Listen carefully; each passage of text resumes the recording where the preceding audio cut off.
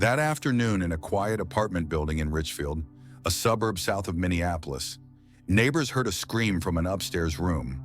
A woman's voice, angry or desperate, said, "How could you do this to me?" Then it stopped. No one called the police. No one knocked on the door.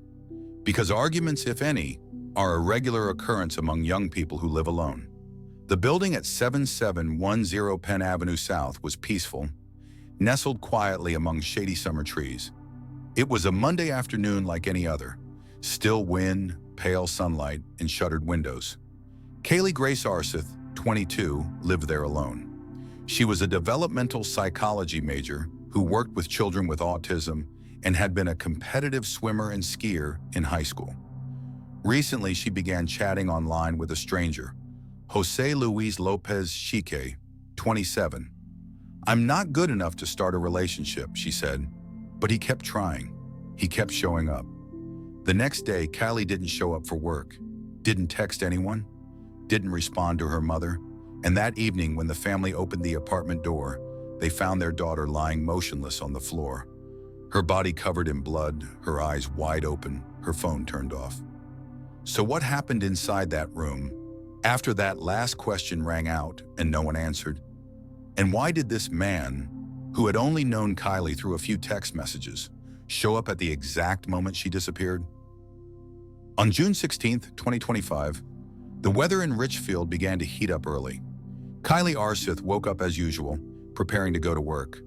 But in the middle of the day, she texted a friend that she was not feeling well and asked to leave the center where she supported children. By early afternoon, data from her phone recorded a stable signal at the apartment complex at 7710 Penn Avenue South. At approximately 3:38 p.m., another mobile device, identified as belonging to Jose Luis Lopez Xique, began to appear in the area of the building where Kayli lived.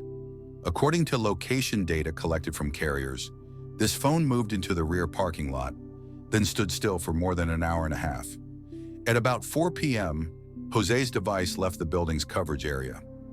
During that time, no calls or texts were received from Kayli's phone. Strangely, a roommate reported hearing a tense exchange coming from the apartment above. A broken conversation, ending with a girl screaming, "How could you do this to me?" No one called. No one came out to investigate. Everything went quiet again, as if nothing had ever happened. In the evening between 6 and 7 p.m., Jose's device was recorded moving toward Bloomington, about a 10-minute drive away. Cell tower data showed brief stops, each lasting less than 5 minutes. Police later found trash bags in those areas containing gloves, 9mm bullet casings, bandages, sneakers, and a black hat with a female hair stuck to it. All of the items had biological traces. What's special, a nearby traffic camera captured a silver sedan, similar to the one Jose was driving, stopping at 3 consecutive points in less than 30 minutes before returning to the southern part of the city. The image is blurry, but the timing matches exactly with the phone data. The next morning, June 17th, Kayli did not show up for work and did not respond to messages from her family. Meanwhile, Jose's phone was recorded as working normally and had access to social media at 9:12 a.m.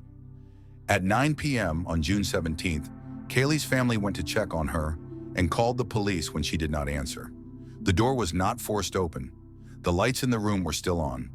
When the police opened the door and entered, it took them only a few seconds to understand. What happened in apartment 305 was not a simple argument, and the last person to be there with Kayli was no longer just a name in the phone book. On June 17th, 2025, Kayli Arseth's phone had been silent since early morning. Her mother, Katie, had texted her several times without a response. Kayli was usually punctual, always texting if something came up. But this time, all morning and into the early afternoon, there was no sign that her daughter was okay. By the end of the day, the worry had turned into a sense of unease. Katie and her husband decided to drive to the apartment complex where Kayli lived. They arrived around 9 p.m. and rang the doorbell several times without an answer. The door was still locked, with no signs of forced entry, but the lights inside were still on.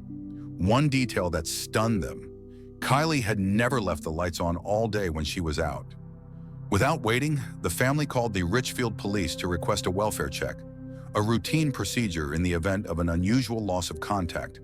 When the police arrived, they observed that the door had not been forced open. The lock was still intact, but there was no sound or movement from inside. Using their administrative authority, they opened the door with a spare key provided by the management. As soon as they entered, the atmosphere inside made everyone stand still. The apartment was strangely quiet. All the furniture was almost intact. No signs of displacement, no signs of being ransacked. However, in the middle of the living room, Kayli lay motionless on the floor, part of her body hidden behind a small table. Her body was quiet in the pale yellow light. No sound, no life. The police immediately sealed off the scene. The family was invited outside while the investigation team began to record every detail. A police officer present at the scene later recounted, "There was no sign of forced entry. There was no bloodstains all over the house. Everything was so quiet, almost on purpose." Notably, in the initial statement from a downstairs neighbor, they said they heard a loud voice the previous afternoon, but couldn't identify who it was and didn't think it was anything serious. Police began to cross-reference those details with cell phone location data, but at that point, all bets were off. And then, in the first report from the only acquaintance who had seen Kayli that week, there was a small, seemingly insignificant detail that immediately turned investigators' suspicions. Little did they know at the time that this first statement would be the clue that would set things on a new path. On the night of June 17th, the Hennepin County forensics team quickly arrived at the scene. The apartment was completely sealed off, and investigators examined every detail, from the front door to the windows to the items in the room. The scene was not chaotic. There were no signs of a struggle or rummaging. The chairs were still in line, the water glasses were neatly placed on the table, and a half-open book was on the sofa. Everything seemed frozen in time the day before. Kayli's body was found in the middle of the living room floor, lying on her right side. She was wearing her home clothes, no shoes, and her hands were almost clenched. There was a light smear of dried blood next to her body, indicating that the victim had not moved after collapsing. The medical examiner recorded her death as a result of multiple gunshot wounds, including a fatal wound to the chest. Strangely, there were no bullet holes in the walls, no fragments or damage to the surrounding furniture. The bullets were all found near the body, indicating that the perpetrator did not shoot from a distance, nor did he flee in a hurry. On Kayli's hand, a small trace caught the attention of experts. It was a dried bloodstain that did not match the location of the main wound. This blood sample, after being analyzed, was shown to contain DNA that did not match the victim's. Although initially just a minor detail in the forensic report, this discovery opened up a completely different line of investigation. That small piece of evidence, not from a gunshot wound, also did not match any traces on Kayli's clothes when she was found. Because of this discrepancy, investigators asked the question, who was the last person to touch her hand before everything happened? On the morning of June 18th, just one day after Kayli was found dead, Richfield police summoned Jose Luis Lopez Xique. He was staying with relatives in Bloomington, about a 15-minute drive from the scene. Jose did not resist being brought to the station and was initially cooperative. He said he had seen Kayli earlier in the week, but had lost contact after that. However, that account was quickly contradicted by data collected from electronic devices. Location data showed that Jose's phone had been in the vicinity of Kayli's apartment on the afternoon of June 16th, the same time the victim was believed to have died. Additionally, traffic cameras captured a silver sedan, similar to the one Jose was driving, traveling from Richfield to Bloomington that evening, stopping at 3 different points before disappearing from view. When confronted with that information, Jose was silent. He neither confirmed nor denied it. The police did not press, but they began using indirect tactics, reminding him of Kayli, of the work she did, the children she had helped, and the dreams she had left unfulfilled. One of the investigators noted that when Kayli's image was projected in the interrogation room, Jose turned away and said nothing for nearly 2 minutes. Meanwhile, the forensic team had completed its examination of the evidence found at suspicious points along Jose's route. In a trash bag in Bloomington, they found a baseball cap, bandages, and rubber gloves, with DNA matching both Jose and Kayli. Shell casings recovered at the scene were also identified as coming from a Glock, the same type of bullet found in the trash bag. The police also determined that Jose had been legally registered as a gun owner, but had not reported the Glock missing or sold. In a follow-up interview, the investigators used a different psychological tactic. They did not ask directly, but recounted a similar incident that had occurred a few years earlier, where a victim had died under similar circumstances, and the perpetrator had initially denied responsibility. They asked, "Do you think someone like that could live in peace?" Jose looked straight at the table, not answering. The twist came when the police exploited a seemingly small fact: a mark on Kayli's wrist, a round mark that did not match the clothes she had been wearing. After examining it, they discovered that the mark was an exact match to the metal zipper on a jacket Jose had worn, the same jacket that had been found in the trash bag in Bloomington. It was an undeniable physical match, and it made the whole "I did not have close contact with her" story seem absurd. The next big twist came from a third-party testimony.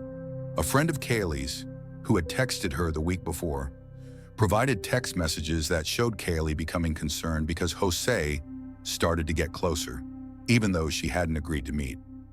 That highlighted the imbalance in the relationship and opened up the possibility of non-consensual contact. Police then used this detail to check the building's internal security cameras. While there was no footage of the apartment hallway, the rear parking lot camera captured a man about 5 feet 7 inches, wearing a dark jacket and hat, entering the elevator at around 3 p.m. on June 16th. His gait, height, and clothing matched Jose's. The phone records, the biomarkers, the travel times, the conflicting statements, and the physical evidence seized all began to form a logical chain. The disparate pieces of the puzzle began to come together, not with a confession, but with indelible details. And then it was the mark on Kayli's wrist, what seemed like just a faint line, that became the key clue. Not because it was the only piece of evidence, but because it was the final missing piece that allowed the whole truth to come to light. On July 7, 2025, the Hennepin County Prosecutor's Office formally charged Jose Luis Lopez Xique with premeditated second-degree murder. A warrant was issued, with bail set at $3 million. The first hearing took place in July at the Hennepin County Courthouse. The courtroom was packed with people, from prosecutor Judith Cole, defense attorney Michael Fredrickson, to friends and relatives of the victim. In his opening statement, Prosecutor Cole accused Jose of trying to approach Kayli online despite being rejected. The timeline was repeated. The afternoon of June 16th, the last contact between the two, the night the body was discovered, evidence of marks on Kayli and a matching gun found at Jose's residence. The defense did not deny Jose's presence at the apartment, but stressed that he was an Army reservist, had a stable life, and had no criminal record. They asked for a reduced bail because they believed Jose had no intention of fleeing. A surprising twist emerged when an acquaintance of Kayli's was called as a witness. This person confirmed that Kayli had said she was uncomfortable with Jose's approach, saying that he was too aggressive. The atmosphere in the courtroom became tense. The prosecution continued to release a recording of the neighbor's testimony. They heard an argument and a scream of pain on the afternoon of June 16th. While the defense questioned the reliability of this account, the prosecution presented physical evidence. A mark on Kayli's wrist matched the suspect's zipper, and DNA and phone data matched the time of the crime.